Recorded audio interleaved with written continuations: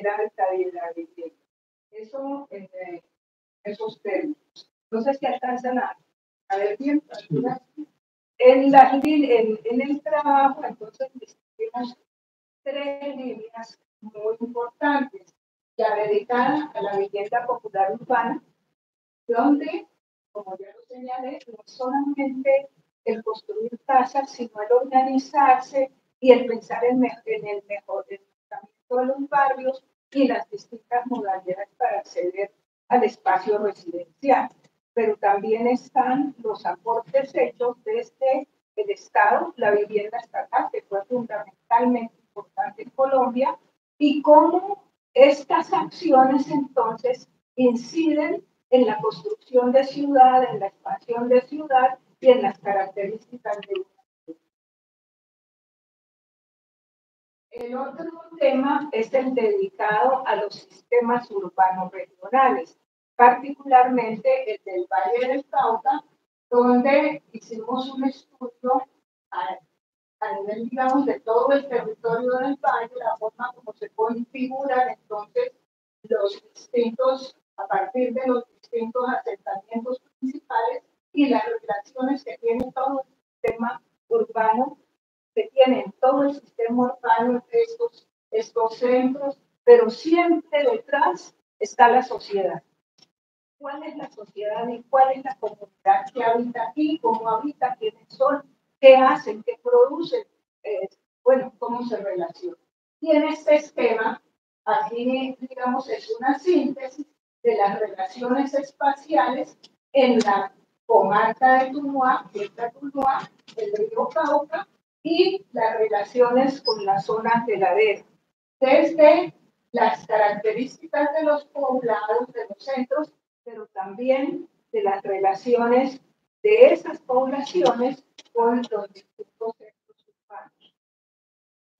Y la otra que ha tenido mucho mayor desarrollo es la línea Hábitat Pacífico, donde, como ustedes ven, pues se hizo un trabajo bastante amplio que cobija prácticamente la región con las zonas de La Crato, San Juan, la bahía de Solano, Nuquí, la costa de Buenaventura, que hay unos textos y Tucumán. Los estudios se complementan con estudios de historiadores o de geógrafos que han trabajado en la zona, otras zonas. ¿Ya? Entonces, eso es importante porque hay un contexto de conocimientos sobre el Pacífico y sus poblaciones que es importante. Es importante para conocer y hacer propuestas, digamos, en torno al mejoramiento, a la vida, la calidad y la paz. Ya lo señaló Pedro, este trabajo prácticamente parte de una playa en Bahía Solano, donde ya y yo llegamos un día hace muchos años, 50 años, construimos una casita y establecimos unas relaciones de convivencia y de intercambio. Posteriormente, realizamos unos pequeños encuestas. Un día yo decidí saber cómo eran las casas, pero al empezar ese trabajo tuve que llegar a cómo era lo que producían, de dónde venían, de dónde hayan llegado a decir. Ahí empezamos a relacionar lo físico-espacial con lo social, la relación de las formaciones socioespaciales. Y eso se inició después con investigaciones serias, digamos serias no, investigaciones que fueron financiadas por la Universidad del Valle, por ciencias, organismos internacionales, etcétera, desde 1978 hasta 1996 y que continúan actualmente en el taller de vivienda social de la Universidad del Valle. En todo este proceso ha participado el Centro de Investigaciones CICE, también de la universidad, y yo puedo señalar que Andrés Quintero, quien es hoy profesor, él empezó a trabajar conmigo cuando era estudiante en los procesos. Es decir, ha habido, digamos, vinculación a estos procesos de investigación de estudiantes y de profesionales, y ahí se han ido también formando o interesando por este tema. Y digamos que una fase importante es cuando a partir de la investigación del premio Corona, que era ir a trabajar en talleres con las comunidades del Río Atrato y otros lugares para hacer diagnósticos, evaluar y a partir de ahí definir unos formas y modalidades de intervención que iban hacia el mejoramiento, digamos, del pueblo y fortalecimiento, y que culmina, digamos, con unas propuestas para intervenir sencillas y de bajo costo, porque no había tantos recursos y era posible con eso. Este es proyecto, aquí tenemos una de las poblaciones en el río San Juan, los talleres con las comunidades que muchos no sabían ni leer ni escribir, pero ahí hicimos talleres de planeamiento y diseño, intercambiando saberes. Y eso es importante, y se ejecutaron distintos proyectos. Se plantearon unos elementos para la intervención estatal y de organismos que estaban interesados en, digamos, mejorar todas estas cosas rápidamente. ¿Sí? Y el otro, el cómo hacer, el qué hacer. La verdad es que hay un momento en que estamos analizando cómo se hace un pueblo, cómo la gente lo crea, de dónde viene, bueno, pero encontramos con Yaga Brindisi que si no entendíamos, por ejemplo, cómo es la familia del Pacífico, no podíamos entender la configuración espacial de los poblados pequeños y medianos, donde se configuran un conjunto de vecindarios parientes, pero también y de dónde llega la gente y cómo llega, de qué sectores, qué pasó y cuál es la relación, digamos, con sus antecedentes. Y en todo esto, entonces, en todo esto sale el método analítico, que es el de las formaciones socioespaciales, o sea, que a una sociedad o a un grupo humano con determinadas características en todos, digamos, sus aspectos, política, etcétera, pues corresponde una forma de hacer espacios, ya sea públicos, vivienda, pueblos, etcétera. Y de ahí surge entonces ese concepto que ya había sido, digamos, también había otros personajes internacionales y nacionales que estaban trabajando en ese sentido de las formaciones sociales. Lo aplicamos a la formación espacial, es decir, que a una formación, a un modo de producción, corresponde un modo de producción de espacio. Una formación social y socioeconómica también se expresa y se manifiesta en la ecología y características del urbanismo, de la vivienda y de la tecnología de construcción, incluso en las formas. Y bueno, también Pedro hizo referencia a este trabajo que fue muy importante, donde a partir, digamos, del cúmulo de conocimientos que se tenían y en talleres realizados con comunidades, particularmente en Buenaventura y en otros lugares, entonces logramos insistir en que la vivienda del Pacífico era y las formas como se construye el urbanismo acuático, marítimo y todo, es parte de nuestro patrimonio cultural, que es muy importante, y que la arquitectura tradicional del Pacífico merecía ser elevada a esa categoría de patrimonio tan importante como la música, la danza, como la gastronomía. En este proyecto participó la Universidad del Pacífico, la Universidad del Valle y la Agencia para el Desarrollo de España, la AECI. Siempre en estos trabajos hemos tenido apoyo externo para poder investigar y actuar. Y en el Pacífico, pues también esa dimensión de tener un enfoque integral sobre los estudios en el territorio. Ya lo dije. El espacio como un producto social de una comunidad humana en un tiempo determinado y en unas condiciones específicas, políticas, económicas, sociales y culturales. Lo otro es que las formas o modos de ocupar el territorio, de cómo la gente lo organiza, de cómo se estructura, de cómo se relaciona, lo mismo que los modos de habitar y construir la vivienda, las distintas modalidades que aplicamos en eso, forman parte de esos elementos del patrimonio cultural, porque en general se considera que el patrimonio arquitectónico es el patrimonio hecho por arquitectos que tiene prestigio, etc. Pero la gente también produce patrimonio arquitectónico y es aquel donde se reconocen sus valores, sus intervenciones, sus formas de pensar, sus formas de... Y la arquitectura como manifestación espacial de procesos históricos, económicos y sociales.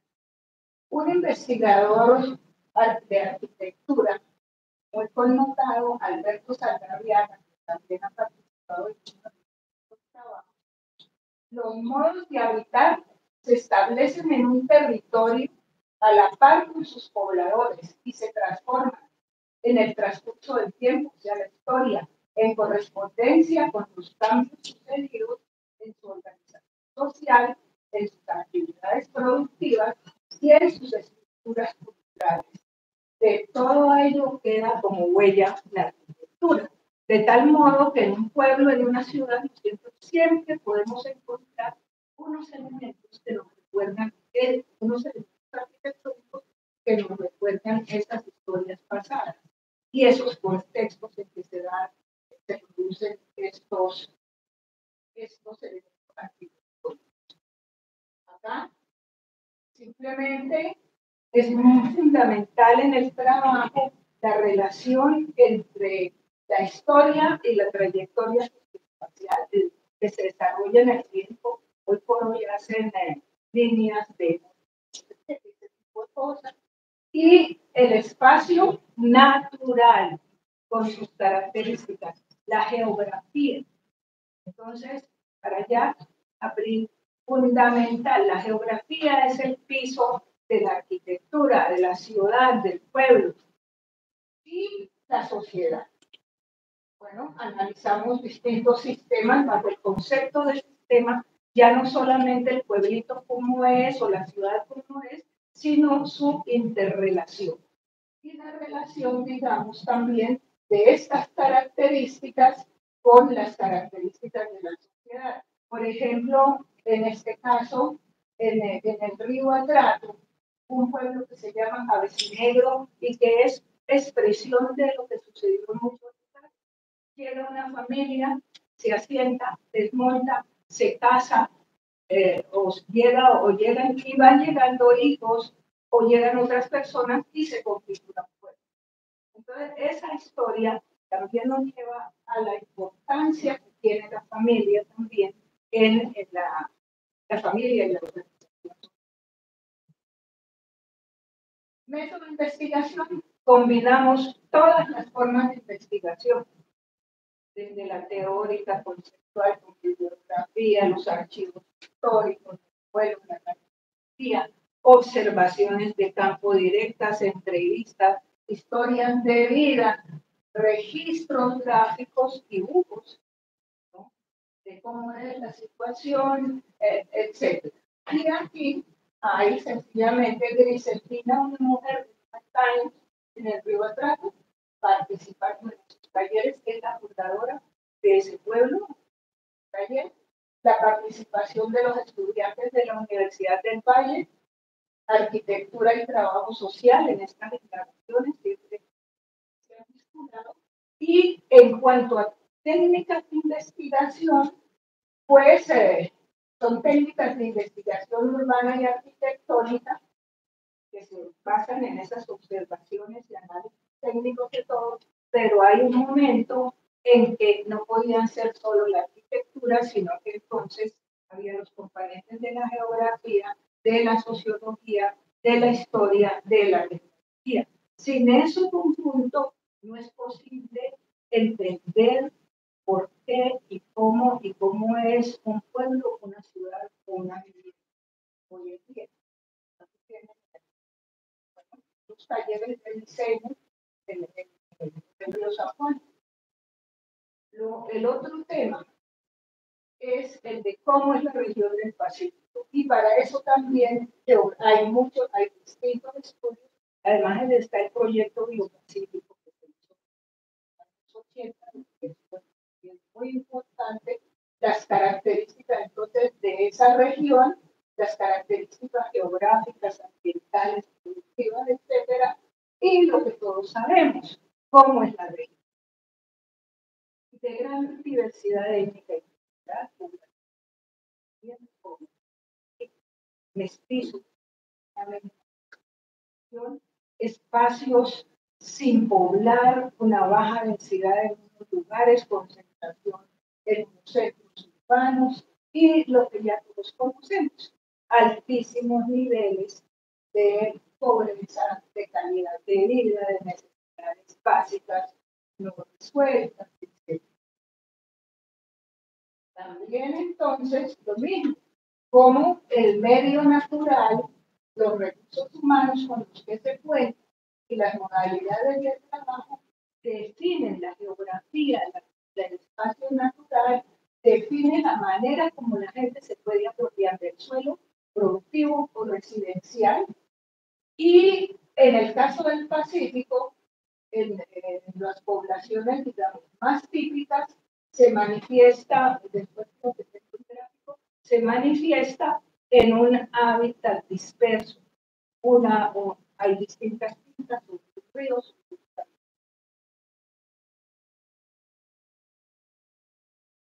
También importantísimo lo que son las subregiones ecológico-productivas, que es la que permiten entonces esos desarrollos, y la configuración entonces de esta región del Pacífico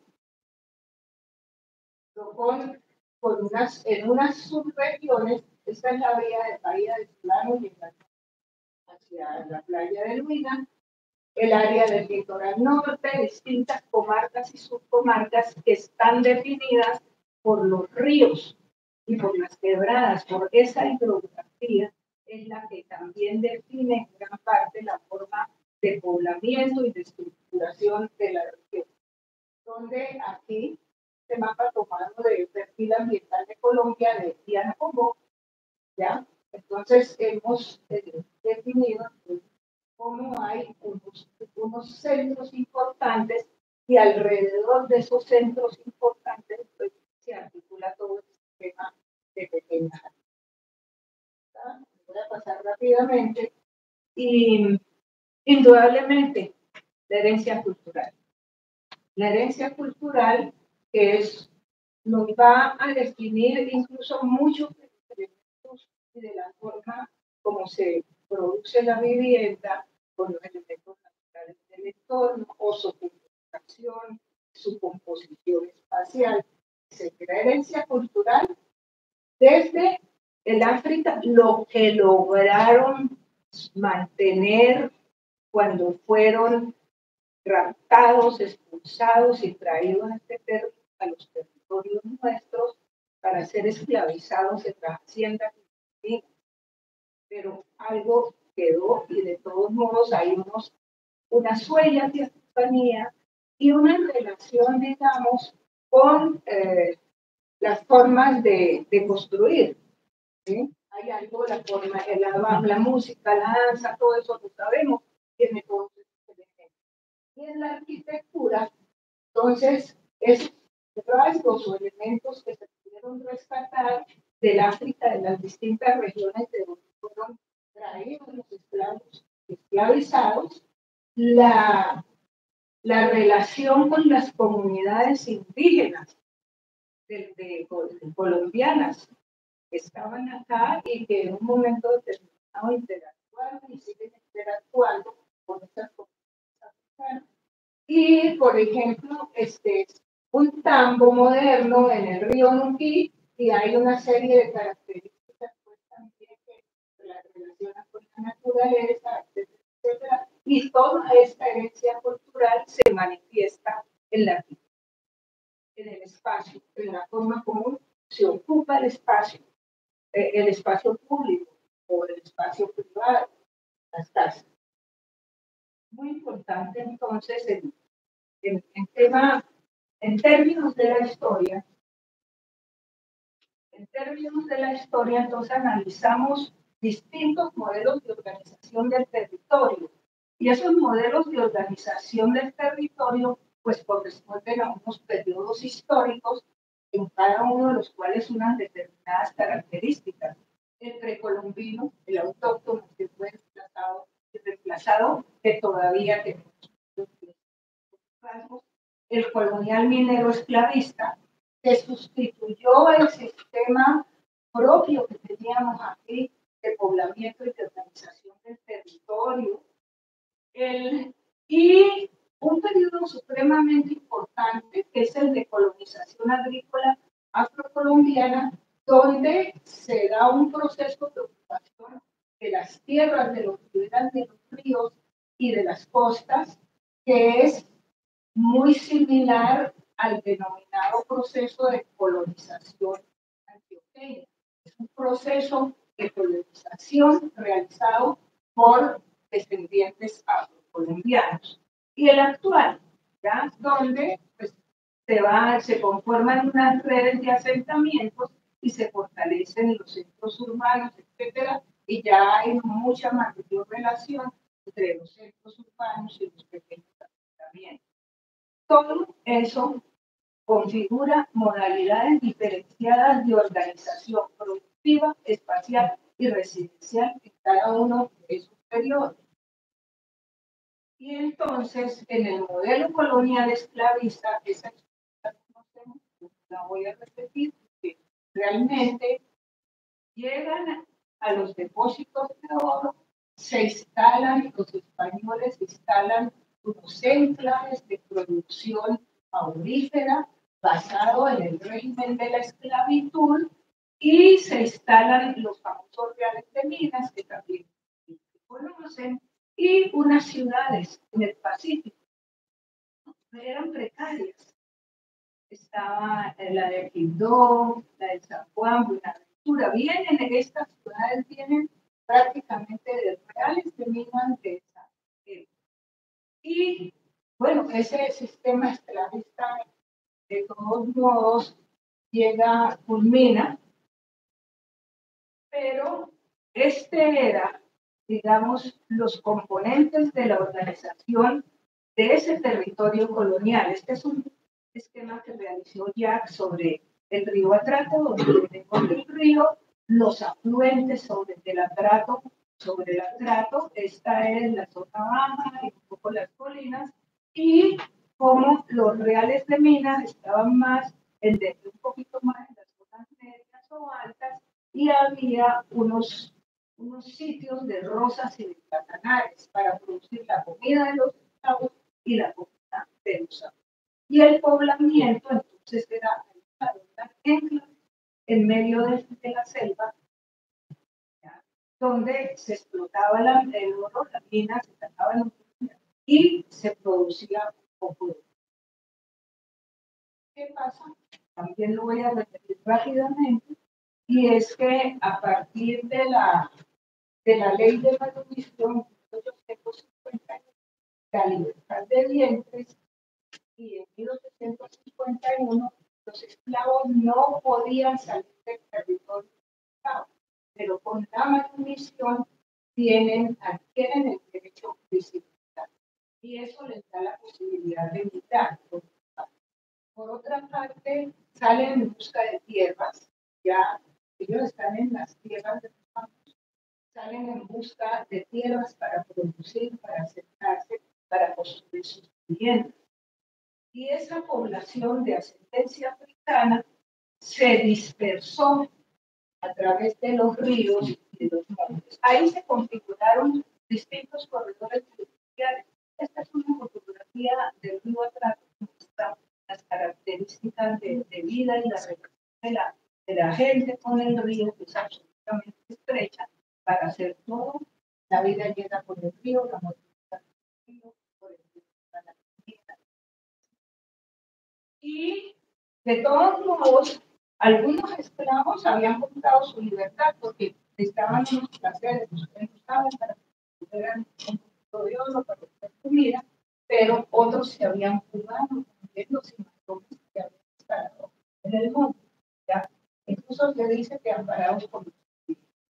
Pero cuando salen, y para mí es muy importante entonces la relación con los trabajos de los antropólogos, y como dijimos, de los historiadores, y ellos se organizan para producir, ¿tan? Se ocupan digamos, las orillas de los ríos y se organizan en cuadrillas muy similares a las que organizaban los esclavistas. ¿Sí?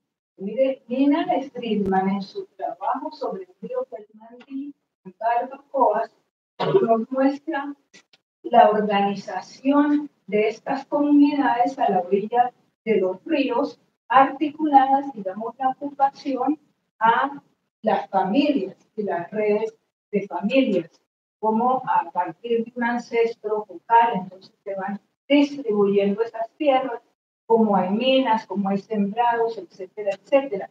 Y aquí también es otro de los aportes que nos parece muy interesante del trabajo de Nina de Friedman. Cuando analizamos los pequeños asentamientos rurales del Pacífico, encontramos formas similares de agrupación y de aprovechamiento del espacio. Nina nos dice que en su proceso de adaptación al medio físico selvático y al ambiente sociocultural de exclusión nacional en que estas gentes han vivido desde hace una centuria, recrean la minería del oro y que desarrollan un sistema extraordinario de organización. Es decir, las familias se habían desbaratado y se organizan para producir y ocupar las tierras. También, mientras se va poblando, los centros originados en la colonia española, pues se van desarrollando como Quito, Chipí. Entonces, traigo estas fotografías para que miren realmente cómo eran las características hacia 1850 de esos acuarelas de la Comisión Coreográfica. Sí, de la Comisión Coreográfica. Es muy importante, son muy importantes los gráficos donde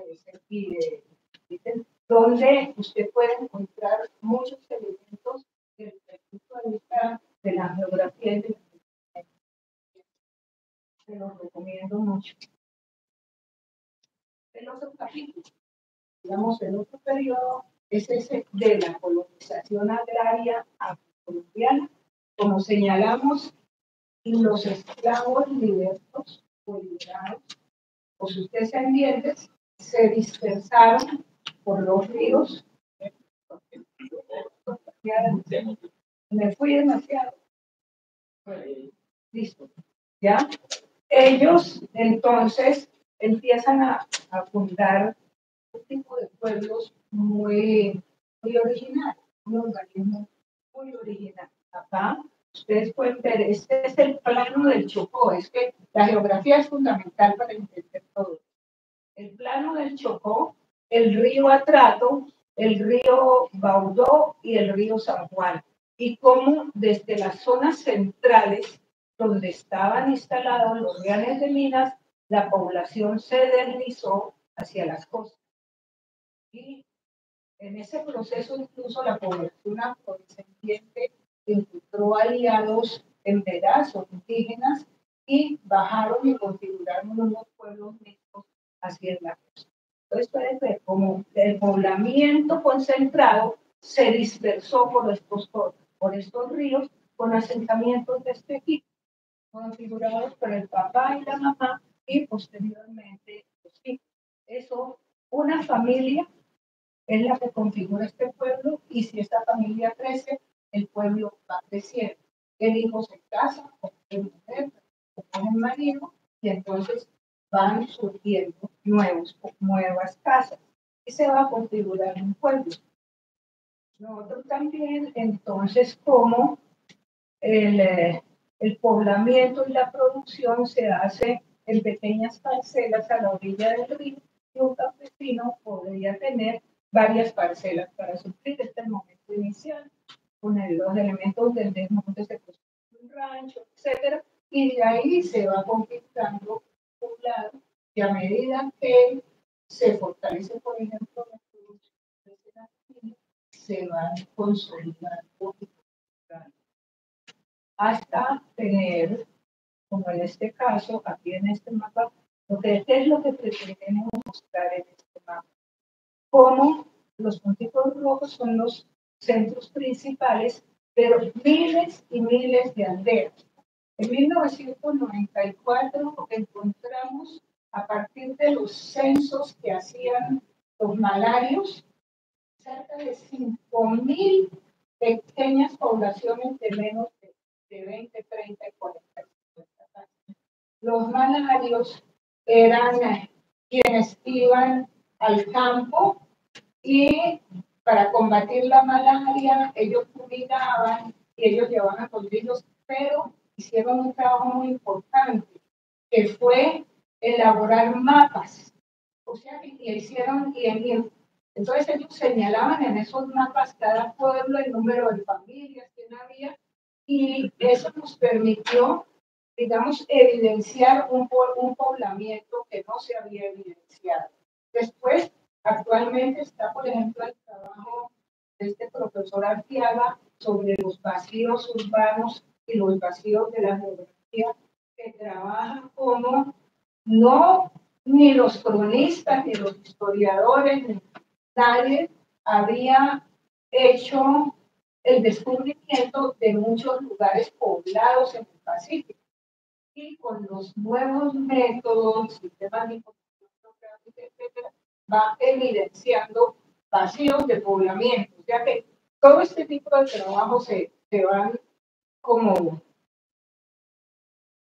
articulando a otros donde tenemos mucha mayor conocimiento sobre las características del Pacífico. Bueno, esta es la cabecera municipal de Vallasolano hace 10 años. Es una población que tenía menos de 5.000 habitantes, pero era una cabecera municipal muy importante. Entonces, con este sistema se configuraron, como se señalaba, miles de hábitats dispersos, o sea, de parcelas, de caseríos y de centros poblados como este, poblados a la orilla del mar, en la carretera, centros urbanos y ciudades. Es todo lo que hay que considerar, digamos, dentro de un análisis de ese territorio. Y las ciudades del Pacífico,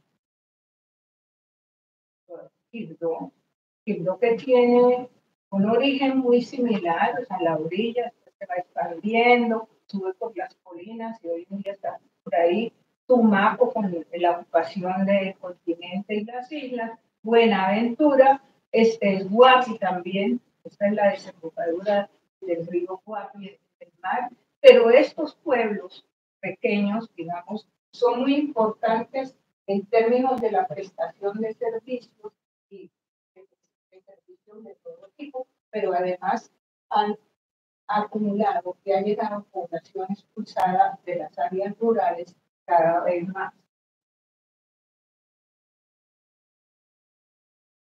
Y entonces, para mí hay algo que es muy importante, ¿no? Es cómo la gente produce. qué produce, en qué condiciones, y eso depende de los recursos naturales, pero también de la organización social. ¿Cómo habita? ¿Cuáles son sus conceptos y concepciones sobre el mundo, sobre la relación colectiva o familiar, etcétera, pero también cuáles son sus conceptos, concepciones, ideas sobre el mundo espiritual y la relación que tiene el mundo espiritual con el mundo material? ¿Ya? Tanto como en todas las comunidades es importante porque siempre se está expresando en el espacio. ¿Y cómo construye? Es decir, con qué tecnologías o a qué tecnologías tiene acceso, con qué posibilidad. Entonces, claro, el rancho de paja es porque uno no tiene más, pero ese rancho de paja se puede transformar y convertir en una vivienda en material o ¿no? Entonces, dependiendo de esas posibilidades, entonces encontramos la tipología de la arquitectura.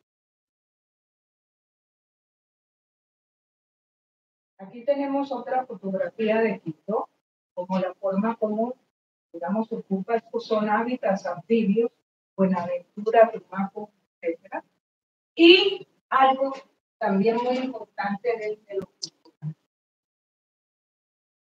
las tierras de labranza y residenciales, en general, y hasta hace poco, se está transformando, se transmiten mediante la herencia.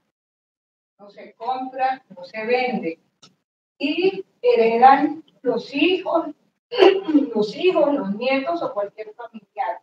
Pero también se le puede ceder un pedazo de tierra a alguien que llegó de fuera y que lo quiere. Y esos vínculos y esa herencia se otorga en vida, no cuando uno se muere, se otorga en vida para que los hijos puedan construir su casa al pie de la de los abuelos o de los padres, puedan tener sus lugares de sembrado, y eso evita, por una parte, conflictos entre parientes y garantiza que la tierra se transmite. Lo otro es que la gente vive cerquita también por solidaridad,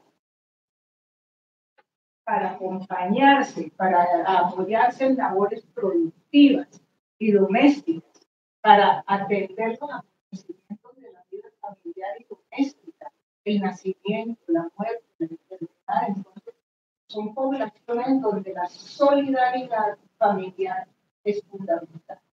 ¿Ya? Y de vecinos, porque entonces también esa relación con los vecinos y con los compadres es esencial en la forma como se organiza el espacio.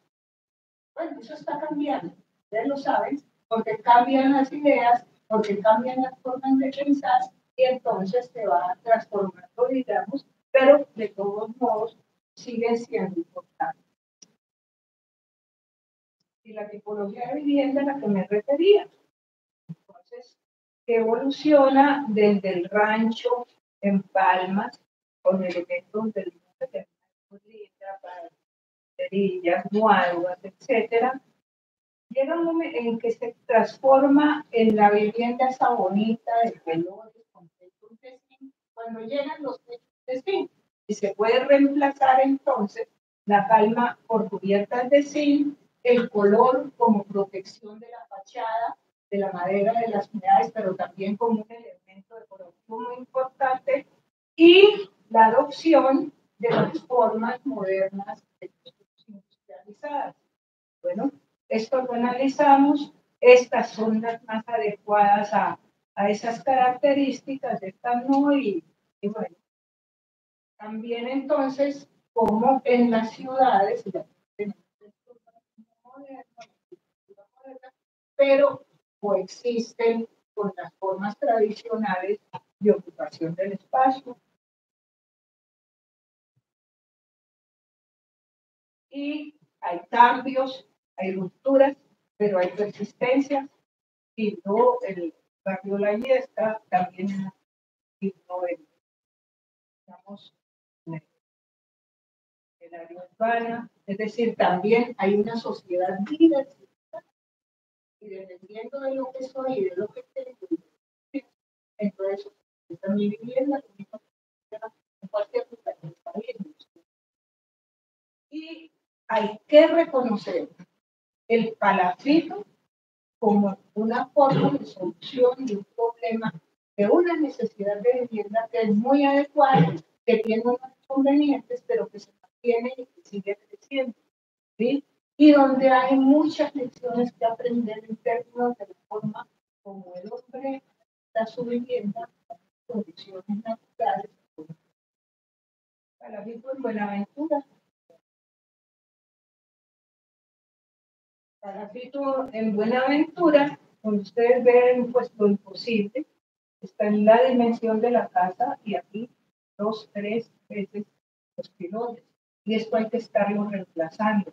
Pero entonces tiene una forma de vida distinta.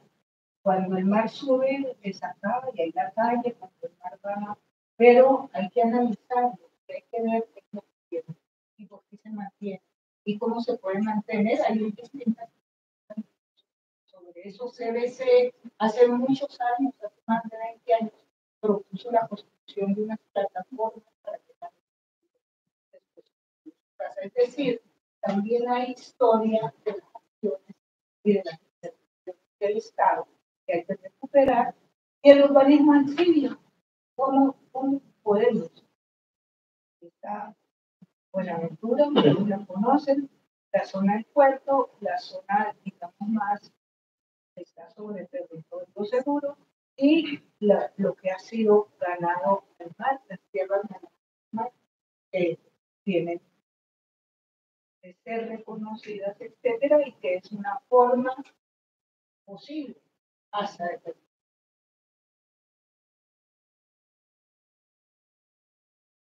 A pesar de todas las transformaciones y la modernidad, pues de todos modos, en muchos lugares que tienen la vida se sigue construyendo, incluso se siguen construyendo ranchos provisionales con techos de palma, por ejemplo, lo he visto que hace una unión en una pareja, ¿tacho? Y no tienen que construyen un ranchito en palma mientras están cuidando. Y si la unión se considera consolida, continúa. Es decir, hay una relación entre la solución del problema de la vivienda, que está en Vallesolano actualmente, cabecera municipal. Esta es una de las casas tradicionales bonitas de madera de las familias importantes de allá, de comerciantes, y esto es lo que se está construyendo actualmente. Esa es una tendencia y también tenemos algunos edificios. Hay una coexistencia, hay rupturas entre unos modelos, hay unos cambios, pero algunas cosas se mantienen. Hay que valorarlo. Y otro aspecto al que yo quiero insistir es la gran riqueza estética que tienen las comunidades del Pacífico y que se expresa en los textos, pero también en la arquitectura, pues ya sea moderna o tradicional, con sus barandas, sus elementos de color, etcétera, y que perduran y persisten. También otra es la vivienda indígena. Los asentamientos indígenas de otras regiones donde responden a una concepción de la vida y de la relación con la naturaleza. Esta es una foto en el río y uno de los trabajos que realizó ya Gabriel sobre la vivienda y la arquitectura indígena. Pues, están los informes de investigación, ¿ya? Y los indígenas en su concepción. Entendemos por territorio todos los lugares en donde vivimos, en donde trabajamos y todo lo que nos rodea, como los sitios sagrados y los lugares donde viven los espíritus de los animales y donde viven los animales y los peces. Sin el territorio, nosotros los indígenas no existiríamos, como tampoco los animales y los espíritus chinías y las plantas medicinales. Entendemos por territorio la vida del hombre con la naturaleza. Y esto lo dice un pueblos indígenas tradicionales de la tierra.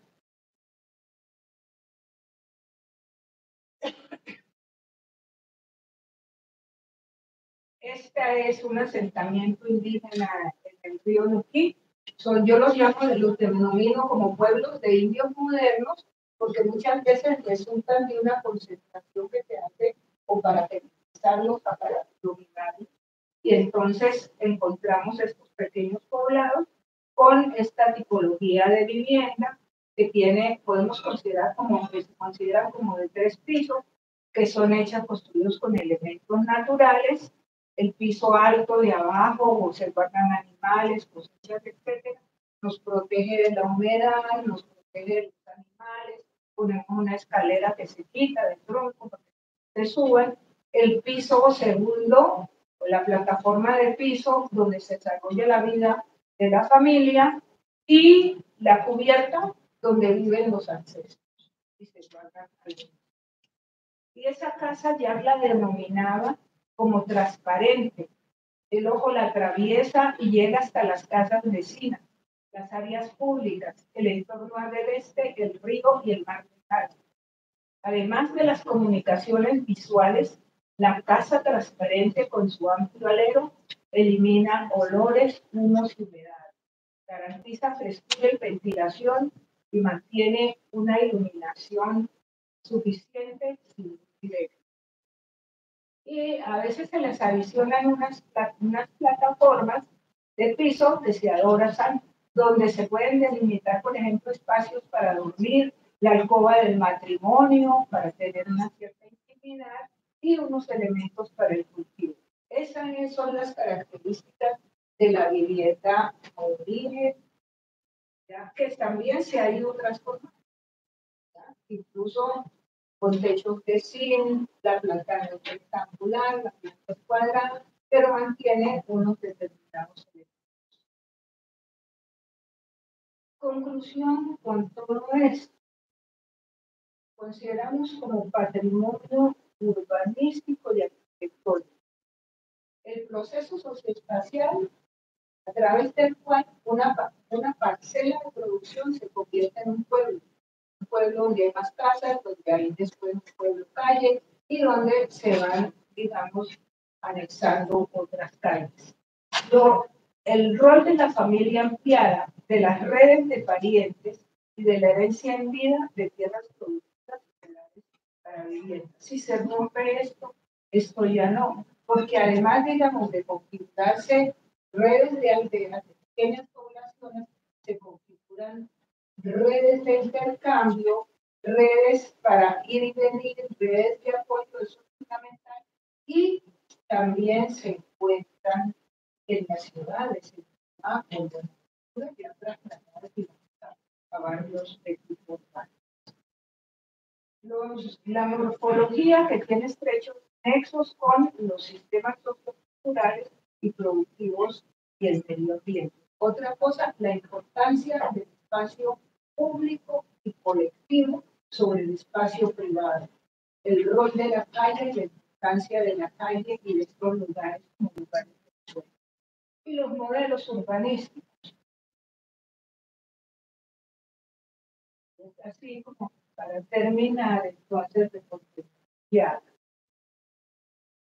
Mi objeto de trabajo son los hábitats humanos organizados, construidos y tangibles, siendo que son obras y lugares concretos en el espacio geográfico real, perceptible y mensurable. Me apasiona indagar sus fundamentos, su génesis y su parte. Y luego la dialéctica afirmación, negación, cambio, que siempre activa su movimiento permanente de transformación a través del tiempo. Buscar los mecanismos del nacimiento de un hábitat, identificar sus componentes, desarmar los elementos constitutivos, uno tras otro, desenterrar las contradicciones. Este es mi interés y mi aspiración. Trabajar con la historia para mi oficio de urbanista es buscar relaciones y conexiones, continuidades y rupturas, unir los segmentos de la trayectoria para finalmente descifrar y entender lo que veo y que hoy existe en el espacio. Eso es lo que califico como historia viva y actuante, detectar el origen de la tradición, el comportamiento de un fenómeno o el desarrollo de un conflicto donde su génesis, desde su génesis hasta hoy, establecer su persistencia y perennidad, comprobar su sorprendente continuidad y su necesaria vigencia. Entonces, este es como una síntesis de método, ¿cierto? Y yo recomiendo el oficio del investigador de Capriles. Es una lección excelente donde nos cuenta cómo trabaja, pero las dificultades que se encuentran con todos y presentado en Neiva, ¿no? Sí. Esa historia. Ese, y además hay un disco, ¿no? Y un libro que se puede consultar. Bueno, y aquí les dejamos alguna bibliografía, ¿no?, de investigadores colombianos que fueron importantes en el trabajo y para poder encontrar esos elementos de la sociología, de la historia, que nos ayudan a entender las características de la vivienda y del espacio construido por el hombre. Y otras sobrepoblamiento, muchos somos nosotros, pero también está el trabajo de Arturo Escobar, el de Oscar Armario, el de Luis Fernando González, sobre contextos históricos y demás. Eso es todo. Muchas gracias.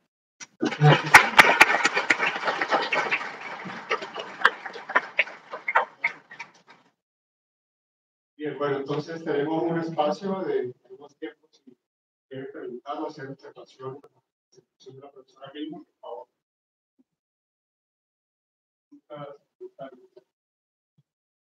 Profesor Javier.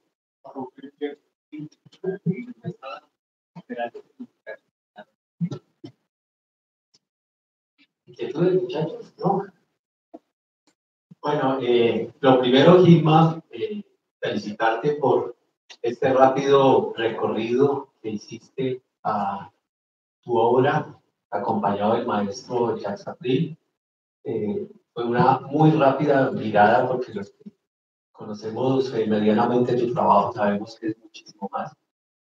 Y extenderte una invitación permanente al departamento, abierta, permanente al departamento de geografía, para que cuentes con este espacio para seguir enriqueciéndonos con ellos, cuando quieras. Yo tengo dos inquietudes. Tú hiciste una referencia significativa al papel de la tradición, la palabra, en el Pacífico colombiano. Incluso hablaste cómo va pasando la herencia de los hijos a los nietos, etc. Y al final mencionaste muy rápidamente apenas el papel de lo público. Y ese me parece que es un elemento interesante en términos de lo que configura la posibilidad en los espacios urbanos y que tiene una connotación distinta en el Pacífico que en nuestras ciudades, digamos, españolas. Es decir, uno encuentra que aquí la gente, pues por lo regular, nosotros vivimos de la puerta hacia adentro, y entre más el perímetro sea mucho más rígido, riguroso, nos sentimos más tranquilos, ¿no? Por eso, no solamente la puerta, sino seguramente la valla perimetral que nos defiende de lo que está afuera, ¿no? Y lo que uno encuentra en el Pacífico es lo contrario. O sea, se vive de la puerta hacia afuera y la calle juega un papel preponderante como elemento no solo de tránsito, que es lo que ocurre acá, sino como posibilidad de encuentro. Sin embargo, en estos lugares que tú nos muestras dispersos cómo funciona eso del espacio público. Yo quisiera que nos ilustraras un poco más frente a cómo opera eso del espacio público como posibilidad de, y cómo juega un papel preponderante también en ese poblamiento negro. Y lo otro es, no sé si has tenido posibilidad de hacer un seguimiento frente al impacto que pueda tener en ese proceso de poblamiento que nos has mostrado, el tema cada vez más agresivo del turismo, además turismo muy occidental, ¿cierto? Muy blanco, pero cada vez con capital extranjero, capital global, que encuentra uno cada vez más también en el Pacífico y tiene también una influencia importante en el tema de la vivienda y el movimiento. Entonces, no sé si nos puedas también comentar un poco al respecto. Gracias.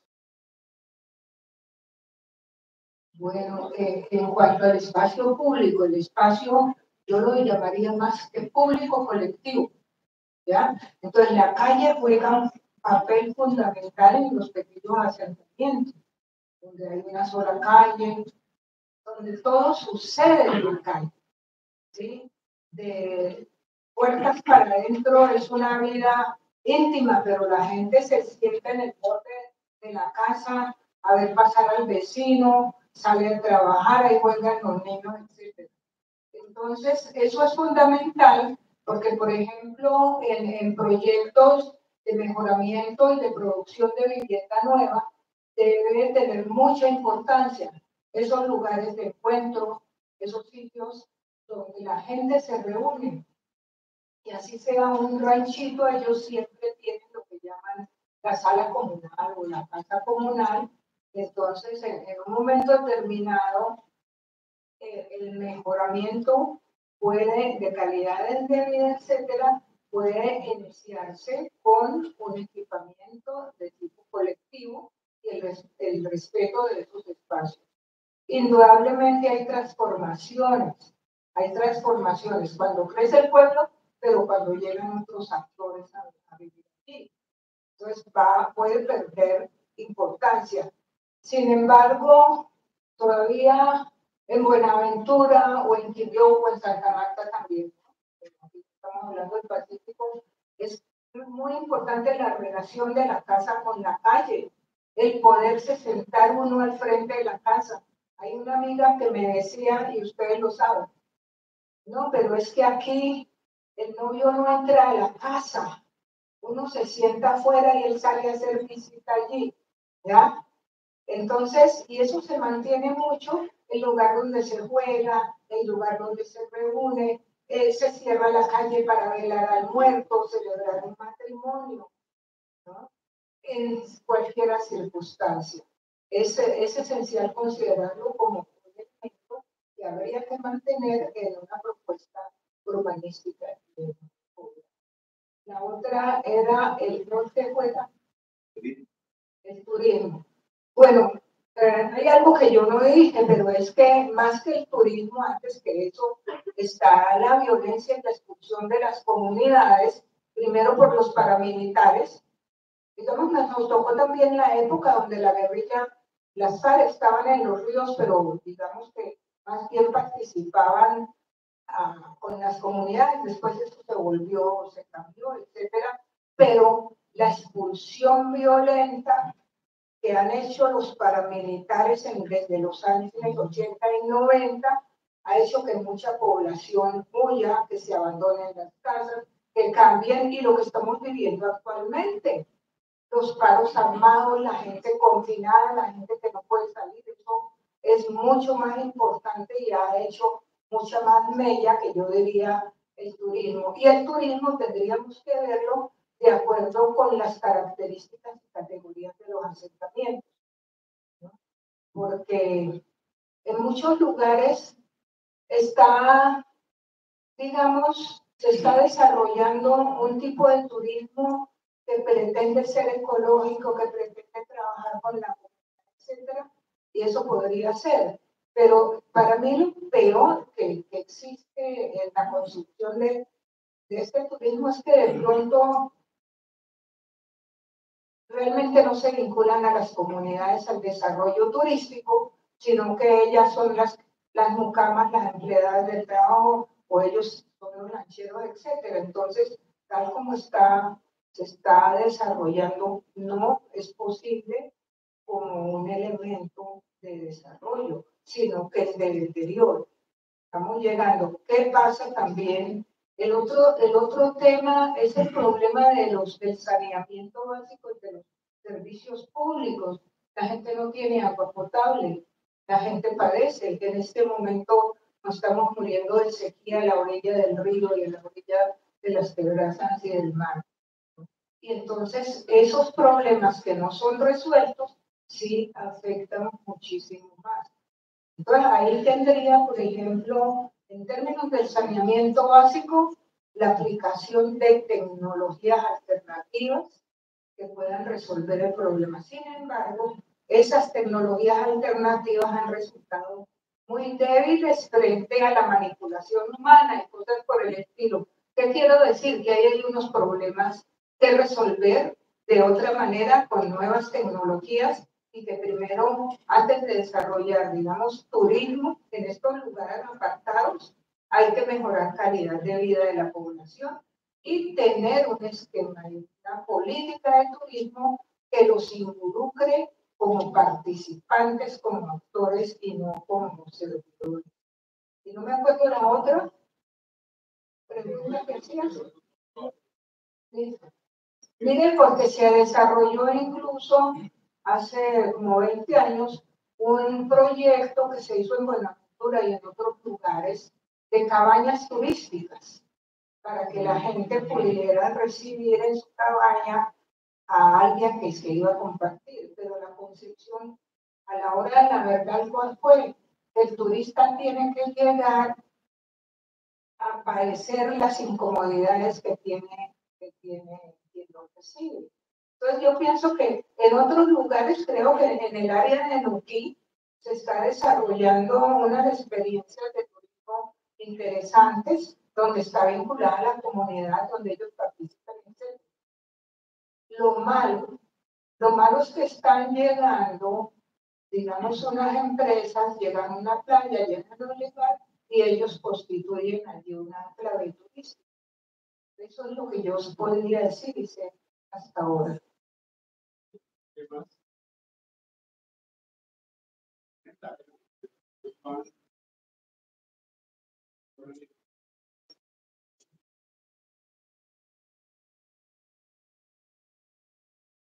Buenas tardes, profesora Gilma. Es un gusto y un honor para mí escucharla. Yo soy docente del Departamento de Geografía, pero mi profesión, pues, soy geóloga, ¿no? Y ahorita que usted mostraba... Soy geóloga, gracias. Es un más. Además, soy geóloga. Entonces, ahorita que usted mostraba como el proceso de poblamiento o de adecuación de las riberas de los ríos, ¿cierto? Con el desmonte y que se usaba el material, ¿cierto? Del desmonte para construir la cabaña, un aprovechamiento. La pregunta es si dentro de esa experiencia que ustedes tuvieron en ese reconocimiento de esas habitaciones, de esas viviendas, sean de comunidad afrodescendiente o indígena, ellos tenían algunas consideraciones con respecto a la dinámica del río, lo que hacía el río para decidir dónde ponían esas áreas. Esa es mi pregunta. Sí, la tenían. Ellos, incluso la fundación de pueblos, claro que eso ha cambiado, pero para la fundación de un poblado, la gente que estaba, ¿quién lo funda? La gente que está dispersa en parcelas y que en un momento determinado deciden crear un pueblo para poder tener allí un maestro, que vaya el cura de vez en cuando y algún apoyo del municipio. Se fijaban dónde lo ubicaban, de acuerdo si era la vuelta, la corriente del río, el área erosionada o no. y en la primera parte del poblado estaba ubicada en un lugar bien, ¿ya? Al crecer los pueblos es que vienen los problemas, porque entonces ya se desarrollan sobre zonas no aptas, pasan de la terraza a la cangrejera y cosas por el estilo. Es más, las comunidades del atrato, por ejemplo, tenían códigos de uso y manejo del espacio, códigos no escritos que se transmitían. Cuánto dejar desde la orilla hasta la casa, los aislamientos, etc. Códigos que en un momento determinado recogimos, pero esos códigos se van borrando, digamos, con el desarrollo. Y en muchos lugares eso todavía se mantiene. Esas comunidades tenían o siguen teniendo mucho respeto por las características de la geografía y de la naturaleza. Entonces el predio que se escogía era un predio para hacer el pueblo que tenía esas condiciones. Sí, lo encontramos en distintos lugares, también en las zonas marítimas. En el área de Vallasolano, en la playa de Luena, las primeras casas estaban bien ubicadas. Hoy el pueblo tenía 12 o 15 casas, hoy tiene 100, y entonces ahora tenemos problemas de inundaciones y de marejadas. Es decir, no se logra mantener las características iniciales con esos desarrollos, y habría que recuperar ese conocimiento y ese saber ancestral. Lo que nosotros hacíamos era intercambio entre ellos y nosotros, y a partir de ahí podíamos definir dónde construir, cómo hacer, etc. Lo mismo con las formas de construcción y los materiales, y la definición sobre qué se hace y qué no se hace. Gracias, profe Lima. Y sobre eso también usted mencionaba que ustedes habían recopilado un poquito de esos códigos de uso. ¿Eso usted lo tiene como consignado en algún documento, en algún libro? ¿O son notas de campo que nunca se han publicado? Porque realmente es un elemento muy interesante, no solo para el urbanismo, sino para lo de la gestión del riesgo, que es como en la línea en que yo más me muevo. Bueno, mira, en primer lugar hay unas cartillas que publicó el premio Corona en 1989-90, donde hay 3 cartillas que hacen síntesis de todo eso. Esas cartillas de la Fundación Corona las repartió en cantidad. Hoy por hoy quedan algunas. Ahí están esas normas. Pero ¿para qué sirvió, digamos, esta recopilación de análisis?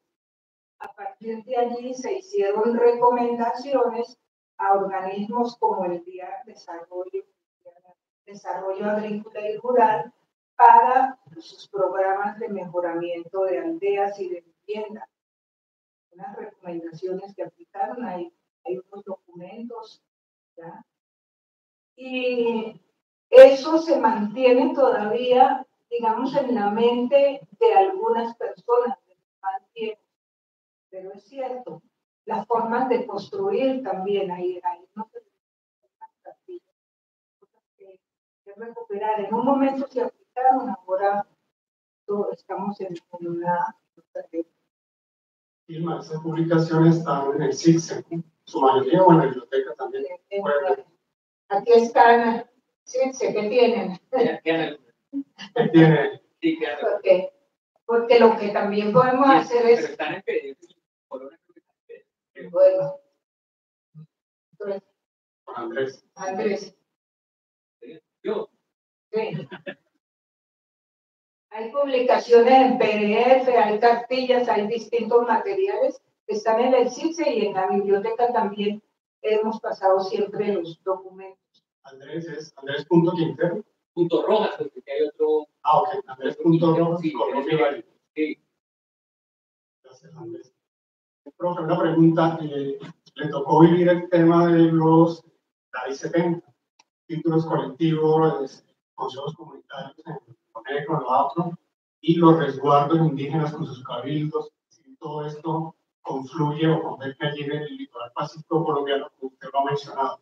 ¿Qué consecuencias, impactos ha traído en estos hábitats, como lo ha mencionado, son organizaciones parentales, especialmente la implicación de lo político, digamos, de organizarse políticamente como títulos colectivos, una figura de golpe emergente para quienes no vivían esa forma de territorialidad e interiorizzación. ¿Qué impactos ha tenido? ¿Qué relación hay entre el plan de vida y el plan de desarrollo? ¿Funciona o no funciona lo que han investigado en este tiempo? Mira, la ley 70, el transitorio 55 y la ley 70 fueron muy importantes. Existieron experiencias muy importantes en el Río Atrato, que yo conozca y en otros lugares, porque de todos modos la ley 70 es consecuencia de una organización que tenían las comunidades afro en los distintos ríos. Era un proceso que llamaron de comunidades negras, después se volvió creo que después se volvió un movimiento político, pero había anteriormente una organización de comunidades en los ríos del sur y en los ríos del norte, de donde surgió eso. Entonces, se establecieron en algunos lugares esas tierras colectivas, esa vinculación colectiva. Desafortunadamente, en esos lugares es donde actuó con mayor fuerza, según tengo entendido, en mi conocimiento, la expulsión violenta por los paras y la otra, la apropiación, digamos, indebida. En algunos lugares en el sur, por ejemplo, en las zonas de Tumaco y aún en el Chocó, las comunidades aprovecharon, digamos, esa organización de tipo colectivo y la titulación para, digamos, desarrollar algunos procesos. Sin embargo, yo diría que fue en muchos lugares mal utilizado, ¿no? Sencillamente, la titularidad, y mucha gente no quiso titular el título colectivo. No lo quisieron reconocer, y hoy, por ejemplo, en la zona de Vallasolano, que es la que conozco más actualmente, las tierras de respaldo, donde ellos tenían allí sus cultivos, primero los han abandonado, porque ya no cultivan, pero segundo, están llegando actores de fuera, como paisas, apropiándose la tierra por compras. Entonces, yo creo que ese es un tema que habría que estudiar, sencillamente, qué ha pasado, y debe haber diferencias regionales y locales. Bueno, buenas tardes, profe. Tenía un poco de nervios preguntar, porque son preguntas que hace el profesor, pero nos dejó una muy chévere que dice: existe un patrón de emplazamiento de las formaciones socioespaciales del Pacífico colombiano, y fue que también hizo pues como para entender la pregunta, y era como que ese lugar, el espacio donde se ubican las comunidades y se encuentran esas formaciones socioespaciales, llegan a tener un patrón en su formación o de la forma que es habitada. Ejemplos de patrones: acceso al mar, ríos, topografía, centros urbanos. No sé si me entendió la pregunta o... No, para nada. ¿No? A ver. Sí, es que No, a ver, ¿cómo es? No, la pregunta es: ¿existe un patrón de emplazamiento de las formaciones socioespaciales del Pacífico colombiano? Bueno, sí, pero es que hay distintas tipologías, ¿ya? En primer lugar, las de la ocupación inicial, las de los pueblos calle, los pueblos que crecen, la cabecera municipal e incluso los predios, ¿sí? Hay la tipología entonces del predio de tipo rural, donde hay una vivienda, pero hay unos cultivos y hay otro tipo digamos, de actividades. La vivienda, el predio de tipo urbano, donde está la casa con su patio, y el predio intermedio. Y hay formas de agrupación. Entonces, yo pasé muy rápidamente sobre la agrupación en vecindarios de parientes. Los vecindarios parentales que incluso los encontramos reproducidos en las circunstancias en que se puede, en Tumaco, en Buenaventura, en Quibdó. Es como en un predio de un ancestro o de un mayor, entonces se van agrupando los descendientes o los familiares y se configura un vecindario parental. En ese vecindario parental hay casas, pero hay espacios de encuentro, hay espacios de cultivo, ¿ya? Y esos vecindarios de parientes, por ejemplo, en un pueblo que tiene 100 casas o 200 casas, encontramos varios. Y esos vecindarios, entonces, corresponden a unos apellidos. Y usted identifica el barrio de los Mosquera, el barrio de los Lozano, el barrio de no sé qué, y es un vecindario de parientes.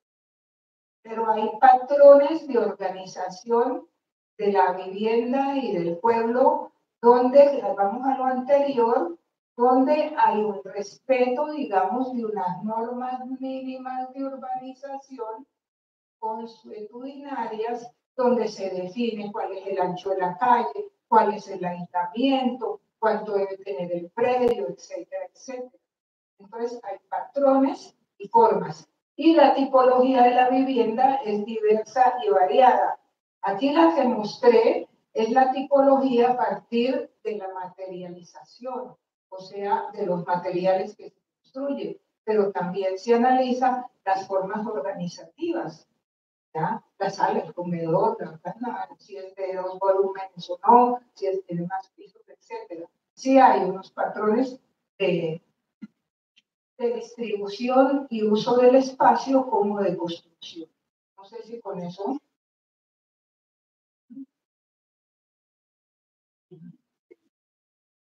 Y puedes mirar un poquito más detallado en los.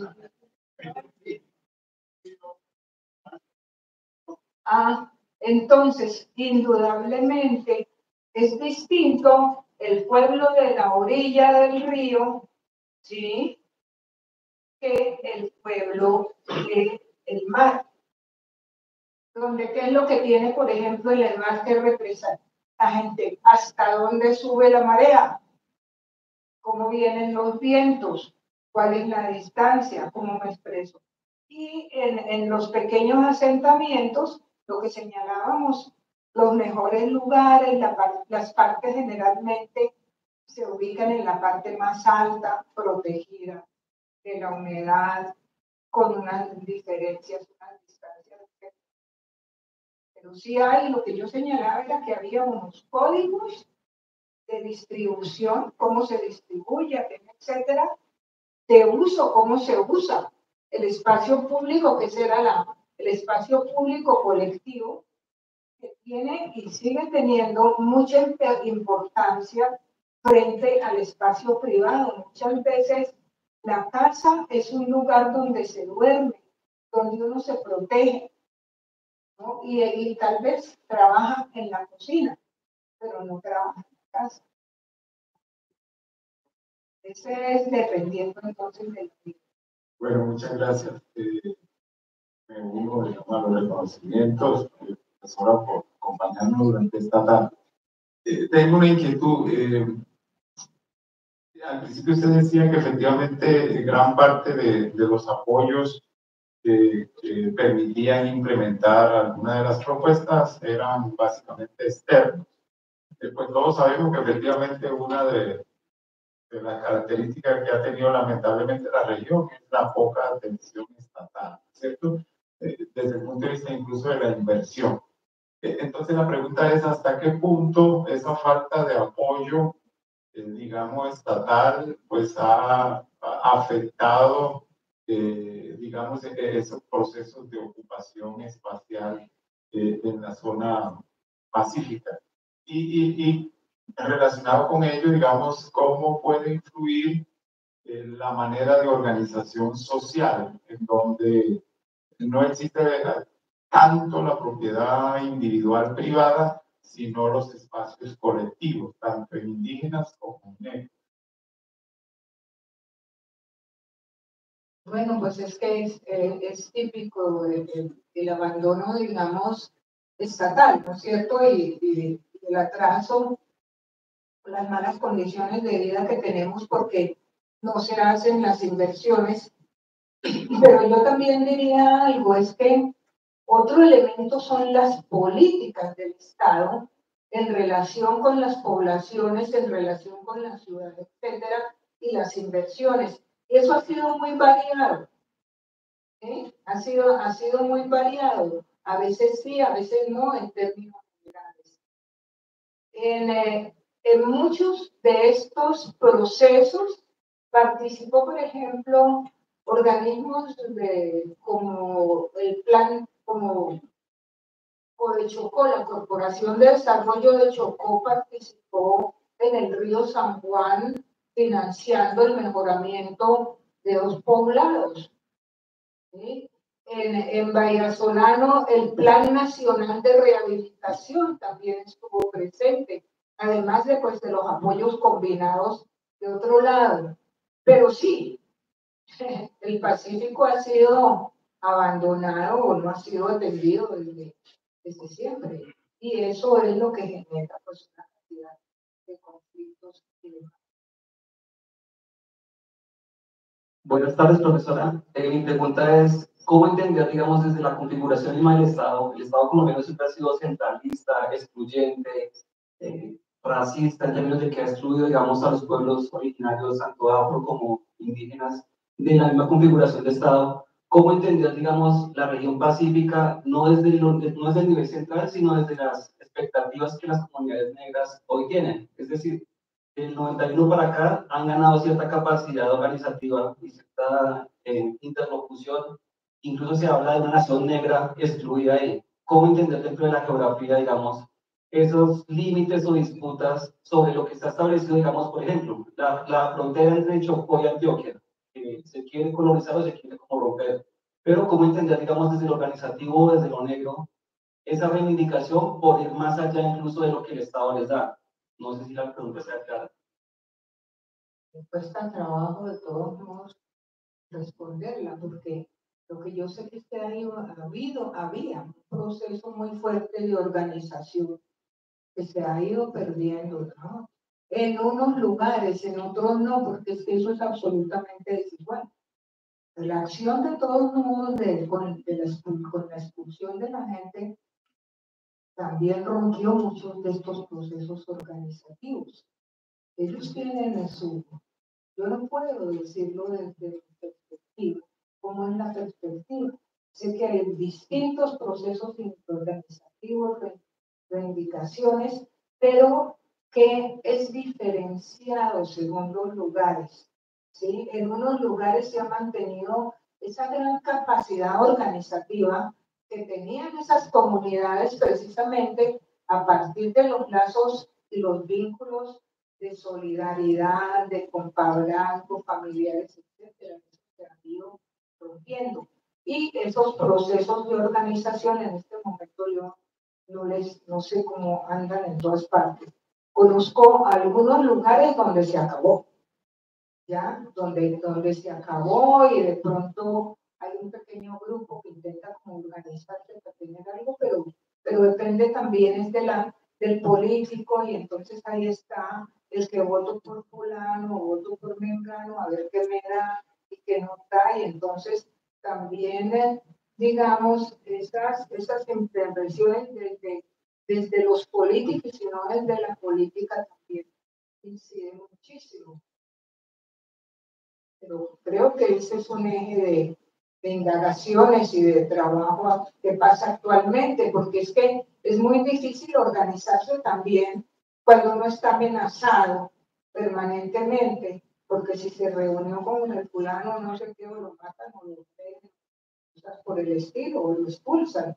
Entonces yo creo que esos fenómenos de violencia actuales inciden muchísimo en la organización, la gente tiene miedo, la gente lo mismo que en Cali o en Bogotá o en Medellín. Bueno, muchas gracias, profesora. Vamos a dar por cerrada ya la actividad, darle el agradecimiento respectivo y los estudiantes de la maestría tienen clase ahora. cerramos aquí el evento con la gracia por su tiempo.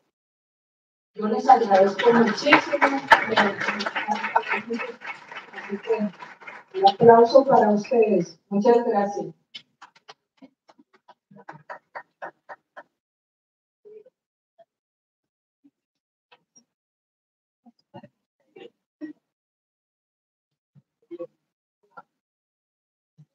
Bien.